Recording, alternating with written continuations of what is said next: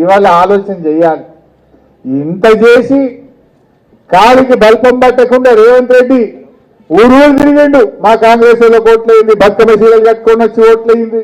కానీ ఏం చేసిండు? కళ్ళు నెత్తికెక్కి అహంకారంతో మాట్లాడిండు.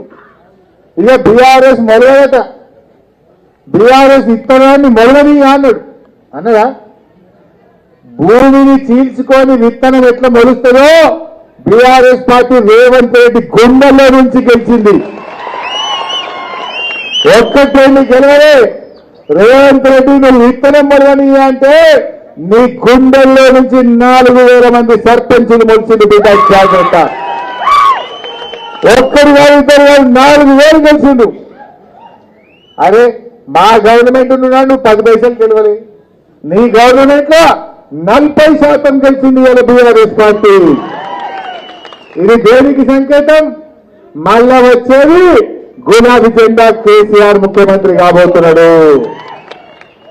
మా క్రాంతి గారు అన్నది ఇప్పుడే, పోలీసులు జర జాగా హుషారు చేస్తుర్రన్నా, తిప్పలు పెడుతుండ్రన్నా అన్నాడు.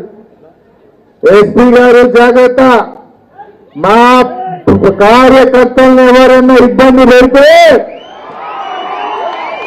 ఇంకా 2 ఏళ్లలో మళ్ళా బీఆర్ఎస్ గవర్నమెంట్ వస్తుంది. మా అక్క చెప్పినట్టు మంత్రి నేనే వస్తా, మీ సంగతి చెప్తా. పోయిన